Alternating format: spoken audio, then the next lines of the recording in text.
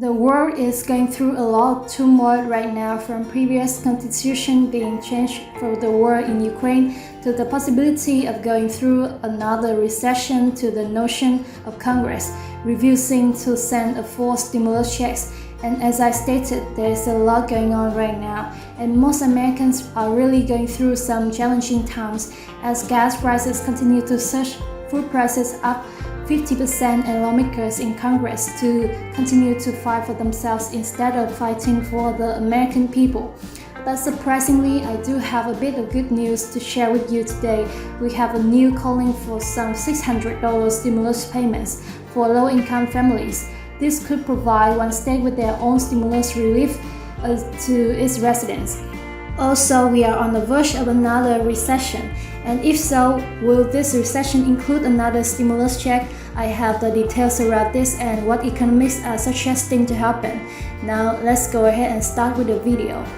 Well guys, there was a little bit of tragic news that happened yesterday. Yes, an Amtrak train ended up derailling in the state of Missouri, and 3 people ended up dying from this. Now, it does say that at least 3 people died and multiple were actually injured after an Amtrak train en route from Los Angeles, California to Chicago derailed in Mendon, Missouri on Monday afternoon. Now, roughly 243 passengers and 12 crew members were aboard.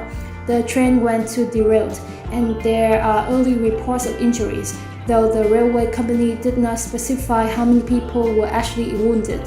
Now, the reason for this derailing of his Amtrak train was that there was an actual truck on the track, in which that particular individual ended up losing his wife as well, because the train actually rammed into that particular truck.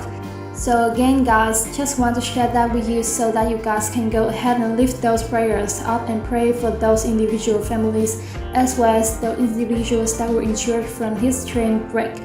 We will continue to keep them in our prayers. In the meantime, moving on guys. Hey, the billionaire Mark Cuban, who owns the Dallas Mavericks, is reacting to some praise that he received because of the new company or the pharmacy that he actually created. In a recent report that was published, said that Medicare could save around $3.6 billion per year if it purchased drugs through Mark Cuban's pharmacy. And yes, if Medicare purchased generic drugs in the maximum quantity supplied by the EMCC PTC, it could have saved around $3.6 billion. It says this is in this particular report and actually published the Dallas Morning News. This also allows us to price at such low prices to help is welcome from everybody and everyone, Mark Cuban wrote in the statement. And yes, even Kim Kardashian, she said, sent out a tweet or retweeted this particular tweet right here. This is probably the most amazing thing ever. Congrats, Mark Cuban. This is saving so many people's lives. So yeah, you guys, I just wanted to remind you that if you do partake in some generic drugs, you might want to go ahead and Google Mark Cuban's pharmacy to see if they're actually carrying your drugs, because you could save a little bit of money in the process, especially those individuals, Social Security, those individuals on Medicare, anybody at all that has to take medication on a regular basis. You want to go out and check out this Mark Cuban's pharmacy just to see how their prices compare to where you normally get your prescription drugs filled. You could be saving a lot of money. And according to this, if everyone did it, they could be saving around $3.6 billion. Moving on, racial justice organizations are calling to reinstate the enhanced child tax credit. This is amazing guys. This was a great benefit that Americans saw in the year of 2021. Because it actually prevented a lot of people from staying in or below the poverty level. So yes guys, the enhanced child tax credit was a huge benefit for America, and now these particular organizations are calling for an option to reinstate the child tax credit once again, saying that this really helped a lot of low-income families. It says that bringing back the enhanced child tax credit with monthly checks could help lift millions of children out of poverty at a time when their families are struggling with the increased price from inflation and economic uncertainty. That's why a group of more than 40 such groups, including UNICE US, the NAACP, The Economic Security Project and many more sent a letter advocating the reinstatement of the enhanced tax credit to Senate Majority Leader Chuck Schumer.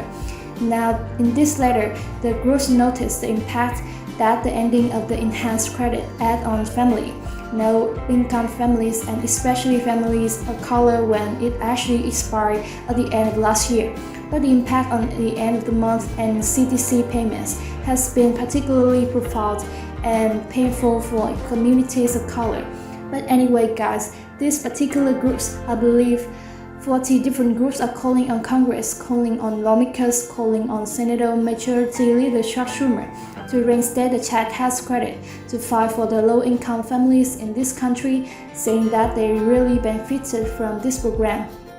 And I would say, guys, yes, it is. In fact, those individuals who fit the description of low-income as well as moderate-income families really benefited from this child tax credit.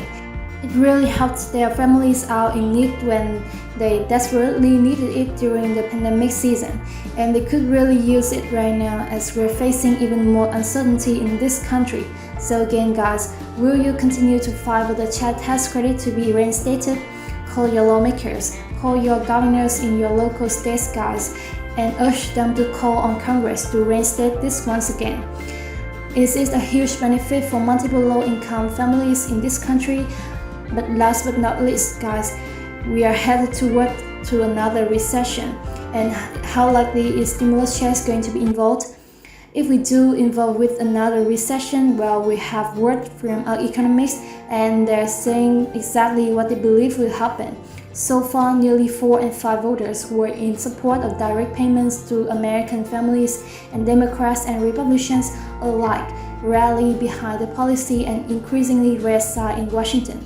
Now still, the checks were not without controversy. Among the criticism that was there were too many rounds of payments so far, that it should have been better targeted to financially struggling Americans, and they cash led, at least in part, to runaway inflation we are now seeing in this country. And I would agree with that, guys. Some individuals who really didn't need a stimulus check still received one of them for their families.